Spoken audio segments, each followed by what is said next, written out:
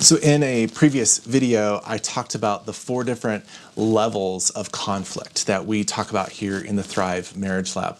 Right now, in this video, I want to talk about 4 different postures that are very common between couples. And you probably can identify with one of these along the way. And maybe you major in one and minor in another, or you know all 4 of them. I don't know. I know that I fit into each of these categories multiple times in a conversation with my wife. So my hope is to give you some idea of what this actually might look like in your communication with your spouse.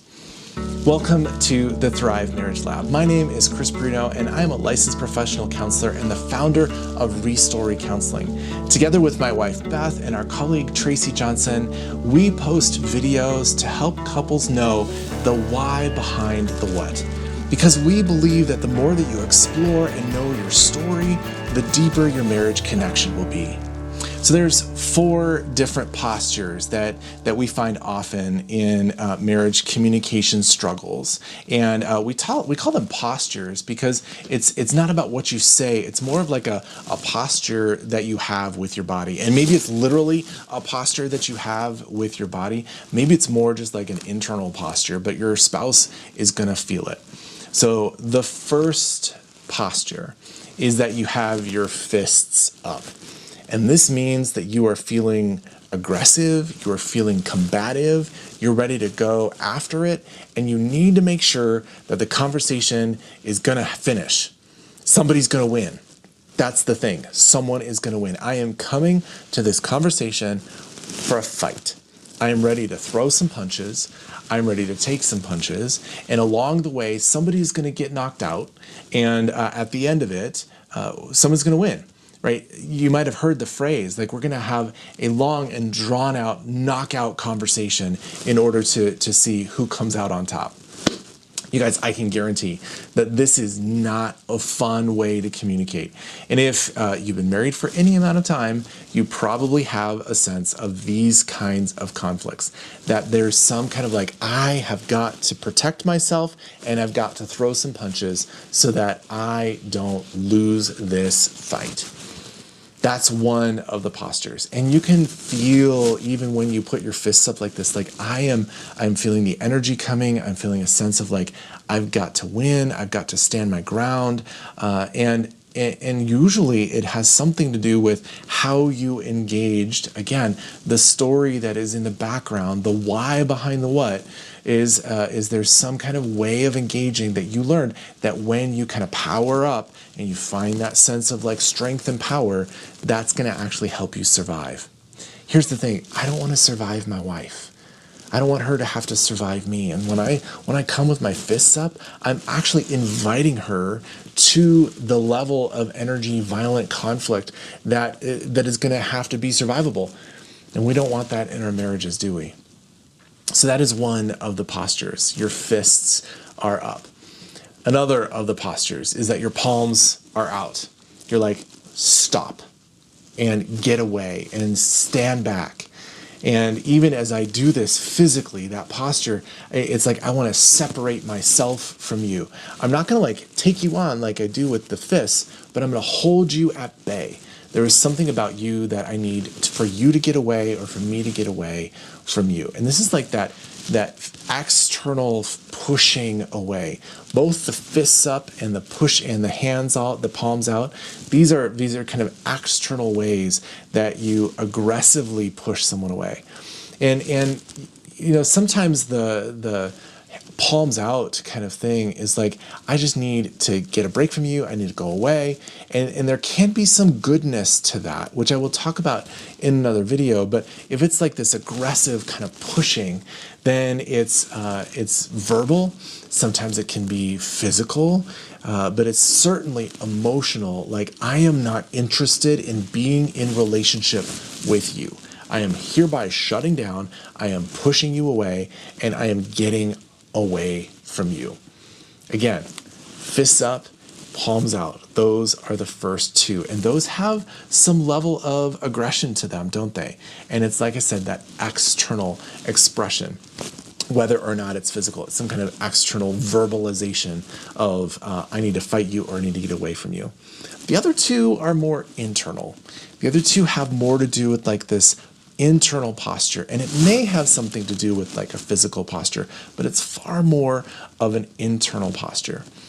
So one of them is where you basically are like crossing your arms. And instead of like pushing away with the palms out, this is like crossing your arms and like, I am going to like physically protect myself. I am going to close myself down. I am going to just kind of still be here, but I'm just going to like fold my arms. And this person's shift is not towards more words or more violent things that they're going to say or more aggressive things they're going to say. They're just going to shut it off. I'm not going to let you attack me. I'm not going to let you be with me. I'm not going to let you impact me at all. I'm just going to close my arms and shut you out. And I imagine that some of you have that kind of posture that has worked. And again, the story from the previous relationships that you've had, whether they're previous romantic relationships or in your earlier upbringing years, that kind of posture probably helped you. It helps you survive some really challenging and difficult things. But here in your marriage, this kind of shutdown, this internal posture of like, I am not going to be in relationship with you. I am not interested in you. I am disgusted by you. I am judging you. Whatever that is that internal shift, that is going to keep you from the actual relationship that you want with your spouse. So that is the third posture. First, fists up. Second, palms out. Third is the arms crossed. And then the fourth is also similar to the arms crossed, but it takes it one step further.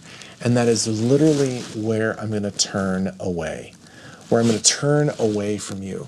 Meaning I am literally turning my back. Sometimes it's literal physical, but at least emotional. I am turning my back on you. And I am no longer going to give you my face.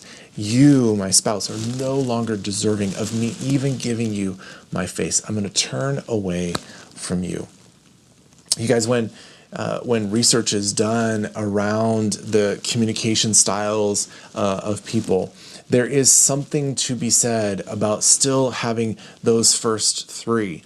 That, there's some aggression, or maybe there's a pushing away, or maybe there's the arms crossed. There's still some engagement with you as my spouse. I'm still acknowledging that you exist and that you're a person and that I'm a person, and we're going to be in some kind of like connected relationship, as hard as it might be.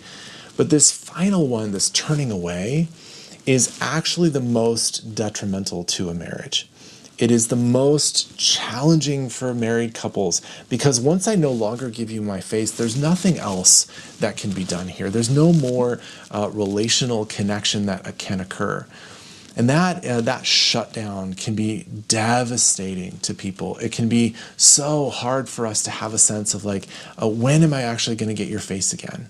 When am I actually going to be when are we going to talk? When are we going to finish this? When are we going to conclude? And until that person gives that, turns their chair, or at least their internal emotional self back to the spouse, nothing is going to happen. There's not going to be any repair. There's not going to be any good communication happening. So when you think through your typical kind of conflict styles or the ways that you engage, whether it's literally physically or whether it's that internal emotional shift inside of you, that posture that you take inside of you, which one do you fall into? And which one does your spouse fall into? And here's the thing, I would invite you to not judge that. I would invite you instead to be curious about that, because that the folding of the arms or the turning away, whichever one of these postures you take, that's the what. But there's a why. There is a why behind the what.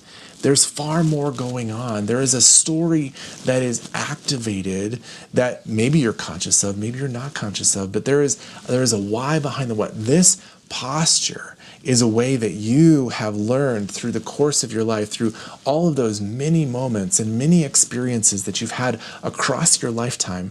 This posture has helped you. This posture has helped you survive and navigate some probably pretty challenging things along the way. And so instead of judging it or being like, you always, or I always do this, I'm such a, jerk, why am I like this all the time? Instead of having that kind of condemnation or judgment, what would it be like for you to instead be curious about it? And be curious about it together. To be curious about it together in the sense of like, hey, let's talk about talking tonight. Well, let's go on a date and let's talk about talking. Here's how we typically kind of circle the drain. Here are some things that we end up doing in, the more difficult conversations. What's going on for you there? Where did you first do that? Where did that come from? Can you remember a time in your childhood, in your early adulthood, when you needed to do that because it was actually a really challenging situation and you had no other resources as a kid to be able to make it through? Let's talk about that. I think that when we can begin to explore and know our story and the story of our spouse from that kind of perspective, from that kind of curiosity, we actually can develop some compassion and empathy muscles to go like, oh, wait a minute, I see you turning away from me. I see your fists are starting to go up. I know now that we've crossed some hurt line. I know that we've kind of gone into a different realm because something has been activated in you, and I want to tend to you and care for you and be curious about what's going on for you rather than actually kind of duke it out and make sure that we finish this conversation. So take each of those postures and have a conversation with your spouse. Which one do you typically fall into? Like I said, you might major in one and minor in the other. I don't know. Most of us actually visit all four of these categories pretty frequently, and it's just a matter of talking about it with your spouse that will bring these things to the surface and give you a conversation about how you talk. That's an important thing. I hope that's been helpful, and we'll see you in the next video.